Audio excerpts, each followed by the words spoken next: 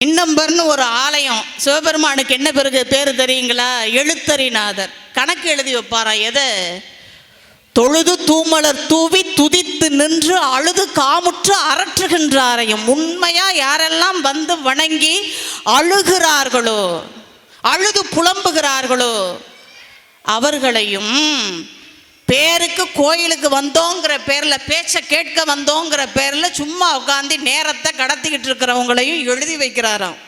தொழுது தூமலர் தூவி துதித்து நின்று அழுது காமுற்று அரற்றுகின்றாரையும் பொழுதுபோக்கி புறக்கணிப்பாரையும் எழுதும் கீழ்கணக்கு இன்னம்பர் ஈசனே. அதனால் இங்கே நீங்கள் உட்கார்ந்து இருக்கலாம், மனசு உட்காரணும், அதான் முக்கியம். நாம் இப்படி உட்கார்ந்தா பிரயோஜனம் இல்லை. அதனால தானே அருணகிரி சுவாமிகள் சொன்னார், சிந்திக்கலேன் நின்று சேவிக்கலேன்னார். நாமெல்லாம் நினைப்போம், என்ன 4 மணி நேரம் வரிசையில் நிற்கிறோம், நம்மளை பார்த்து நின்று சேவிக்கலன்னு சொல்கிறாரு. அப்படின்னா இந்த காலை நிற்கிறத பற்றி சொல்லலை, காலால் நிற்கிறத பற்றி சொல்லலை, மனசால் நிற்கிறத பற்றி சொன்னார். இந்த மனசு நின்று சேவிக்கணும், அதுதான் முக்கியம். அதைத்தான் பெரியவர்கள் சொன்னாங்க. போனது போகட்டும், திருவண்ணாமலையில் இருக்கக்கூடிய முருகப்பெருமான நன உன்னுடைய வாழ்க்கை மாறும், உன்னுடைய வினை தீரும்.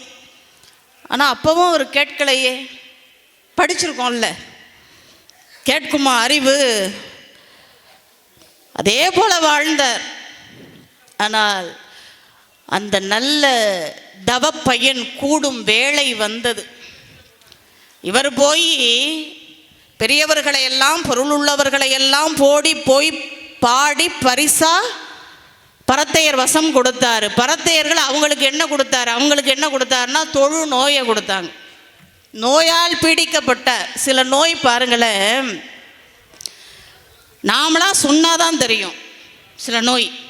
ஆனால் சில நோய் மற்றவங்க பார்த்தாலே தெரியும் எவ்வளவு கொடுமை.